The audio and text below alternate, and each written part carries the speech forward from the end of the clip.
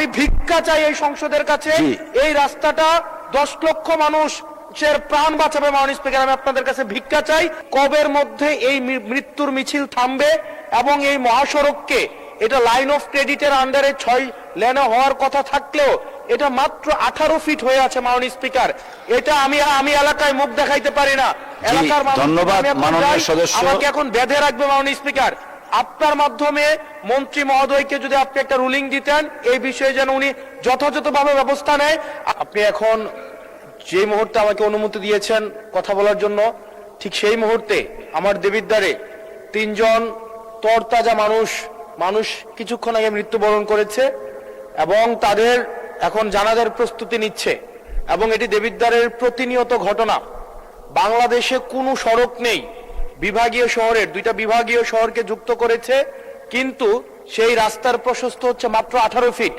মাননীয় স্পিকার, আমি কুমিল্লা এবং সিলেট মহাসড়কের কথা বলছি। মাননীয় স্পিকার, কুমিল্লা এবং সিলেট মহাসড়ক, যেটা ময়নামতি, দেবিদ্বার, জাফরগঞ্জ, কংসনগর হয়ে ব্রাহ্মণপাড়া, কুটিচমোহনী গিয়েছে, এই রাস্তাটা একটা মহাসড়ক, যে রাস্তা দিয়ে 10 লক্ষ মানুষের যাতায়াত এবং যেটা 2টা উপজেলাকে, ব্রাহ্মণপাড়া, বুড়িচং এবং দেবিদ্বারকে সংযুক্ত করেছে।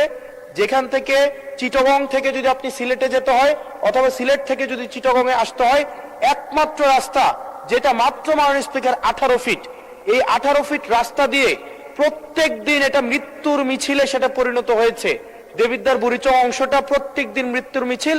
কেবল এই মাসটাই 23 জন মানুষ মৃত্যুবরণ করেছে এই সড়কে দুর্ঘটনায়। মাননীয় স্পিকার,